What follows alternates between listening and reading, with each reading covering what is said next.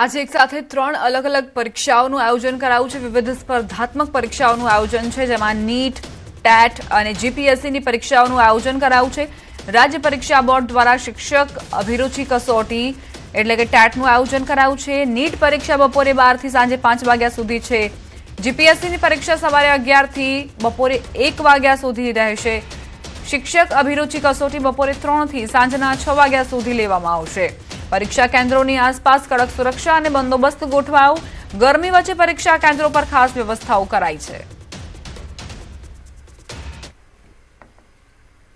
मे महीनानी काळझाळ गर्मीनी वच्चे आखा देशमां मौसमनो मिजाज अचानक बदलायेलो छे।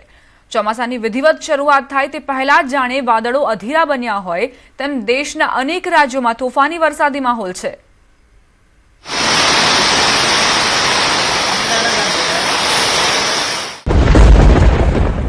भर उनाळे जळबंबाकार।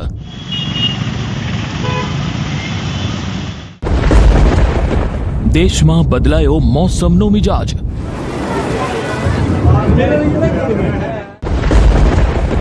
देशना अनेक राज्य में वरसादी तोफान।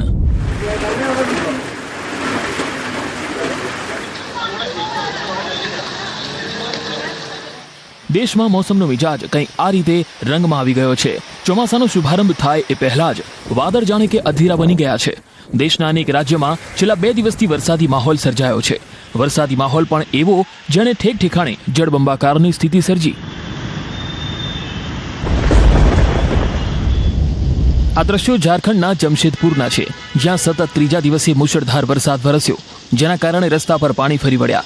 અહીં ભારે પવન સાથે ધોધમાર વરસાદ વરસ્યો। शुक्रवार सांज पड़ता ज अहीं जाने के वातावरणे रौद्र स्वरूप धारण कर्युं अने चारे बाजू अंधकार वच्चे वरसादनी शरूआत थई। थोड़ी वार में तो रस्ता पर पाणी भराई गयुं, जेना कारणे अनेक वाहनों अटवाई गया। आ दृश्यो जमशेदपुरना सौथी पोश विस्तार बिष्टुपुर चौकना छे, ज्यां नदी जेवा दृश्यो सर्जाया। रस्ता पर गाड़ियों नहीं परंतु जाने के बोट चालती होय एवी स्थिति जोवा मळी।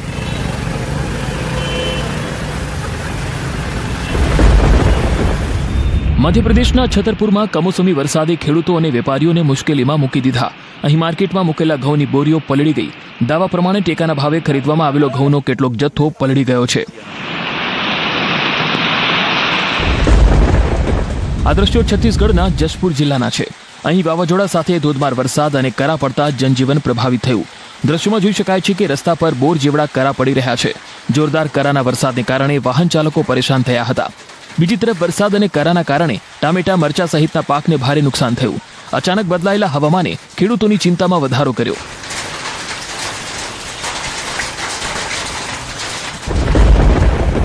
રાજસ્થાનના સિકરમાં આંધી સાથે વરસાદ ત્રાટક્યો। જિલ્લામાં ઠેર ઠેર વરસાદી માહોલ સર્જાયો।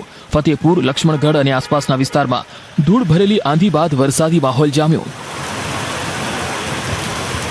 झुंझुनू जिल्लाना नवलगढ़ में वातावरण में जोरदार पलटो आव्यो अने वरसादी माहौल सर्जायो। गोपालगंज में सतत वरसादथी रस्ता पाणी पाणी थई गया। कमोसमी वरसादना कारणे खेडूतोमां चिंता छे। बीजी तरफ लोकोने गरमीमांथी राहत मळी। तमिलनाडुमां पण मेघराजाए दबदबाटी बोलावी। तमिलनाडुमां भारे पवन साथे मिनी वावाझोडुं ત્રાટક્યું, જેના કારણે અનેક જગ્યાએ વૃક્ષો જમીનદોસ્ત થઈ ગયા। વૃક્ષો રસ્તા પર ધરાશાયી થતા કેટલાય જગ્યાએ વાહન વ્યવહાર ખોરવાઈ ગયો। તમિલનાડુના વાલપારાઈમાં કુદરતનો પ્રકોપ જોવા મળ્યો। વીજળીના કડાકા ભડાકા સાથે અહીં વરસાદનું આગમન થયું। ગાજવીજ અને કરાના વરસાદથી જનજીવન પ્રભાવિત થયું। બીજી તરફ ભારે વરસાદ, કરા અને પવનના કારણે ખેતી પાકોને નુકસાનની ભીતિ છે।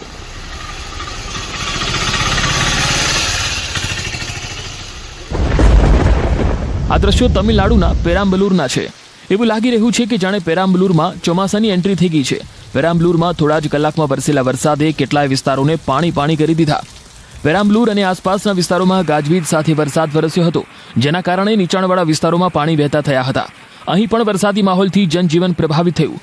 વાતાવરણમાં ઠંડક ફેલાઈ જતા ગરમીથી રાહત મળી, જો કે બીમારીનું જોખમ પણ વધ્યું છે।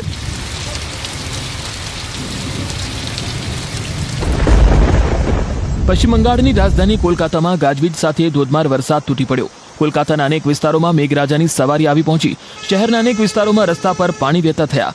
ભારે વરસાદને કારણે કેટલાય વિસ્તારોમાં હળવા ટ્રાફિક જામની સ્થિતિ પણ સર્જાઈ। અચાનક આવેલા વરસાદથી ગરમીથી લોકોને રાહત મળી ગઈ।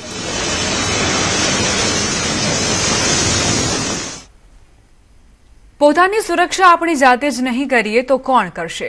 પણ આ વાત ગુજરાતવાસીઓ સમજે તો ને. જુઓ ને, હાલ રાજ્યમાં હેલ્મેટ ડ્રાઈવ ચાલી રહી છે. પોલીસ ટ્રાફિક નિયમોનું પાલન ન કરનારને પકડી રહી છે ને નિયમો તોડનાર આપી રહ્યા છે એક સે એક બળકર બહાના. જુઓ અને સાંભળો લોકોના અવનવા બહાના.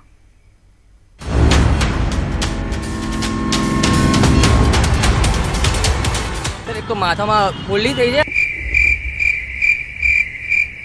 આજે કોલેજમાં લેટ હતો તો એટલે પછી ભૂલી ગયો. सर दिन भर गाड़ी लेके चलते हैं, बाइक पर ड्राइविंग तो सर में सर दर्द हो जाता है. હેલ્મેટ એટલા માટે નથી પહેર્યું કે વાળની પ્રોબ્લેમ છે મારે અને ડૉક્ટરે મને ના પાડી છે. વાળ બધા ખરી જાય છે ને એકથી એક ચડિયાતા બહાના. આવા લોકોને તમે શું કહેશો? પણ ભાઈ, આ તો અમદાવાદની જનતા છે, કંઈ પણ કહી શકે. અમદાવાદની જનતા હેલ્મેટને લઈને દુવિધામાં હોય તેવું લાગી રહી છે. કોઈ કહી રહ્યું છે હેલ્મેટ પહેરવાની કોઈ જરૂર નથી, તો કેટલાકનું કહેવું છે સુરક્ષા માટે હેલ્મેટ પહેરવું જરૂરી છે. પણ વડોદરામાં તો કંઈક અલગ જ સીન જોવા મળ્યો. સાંભળો આ બહેનને, જે છે સરકારી કર્મચારી, અને તેઓ એવું માને છે કે તેઓ હેલ્મેટ ના પહેરે તો પણ ચાલે, અને માટે જ ટ્રાફિક પોલીસ સાથે જીવાજોડી પર ઉતરી આવ્યા.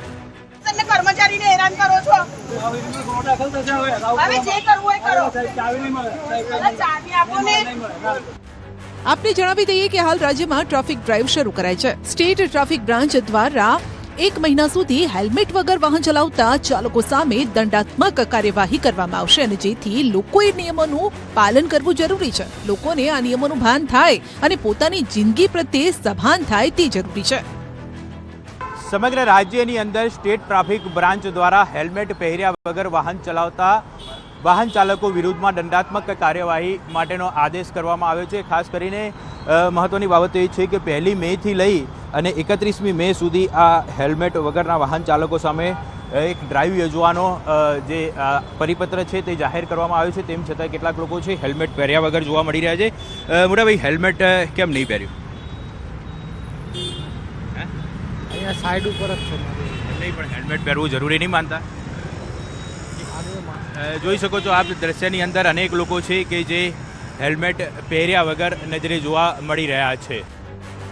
આવા લોકોને પકડવા, દંડ ફટકારવા ટ્રાફિક પોલીસ અત્યારે ચોરે ને ચોટે ઊભી છે.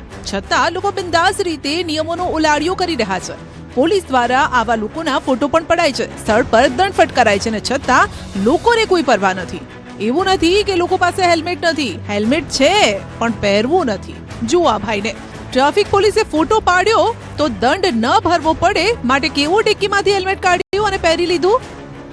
તો આ ભાઈને તો બરાબરની ગરમી લાગે છે ભાઈ, અને એટલે જ હેલ્મેટ નથી પહેરવું. તેઓ જોડે લઈને જરૂર ફરે છે પણ પહેરવું નથી.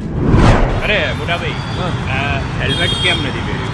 સર, એક તો માથામાં ફોલ્લી થઈ જાય અને આ ગરમીના લીધે, બીજું કોઈ કારણ નહીં. જો હજી બી પરસેવો ચાલુ કાઢી જાય તો બી પરસેવો વળી જ રહ્યો છે. પણ હેલ્મેટ પહેરવું તો જરૂરી છે. જરૂરી છે સર, પણ હવે આ થોડીક તકલીફ ગરમીના લીધે, બીજું કોઈ કારણ નથી. બાકી રેગ્યુલર પહેરવું? હા, રેગ્યુલર નહીં તો સાથે જ હોય સર. આ રીતે એટલે ગરમીના કારણે નહીં? ગરમીના કારણે સર.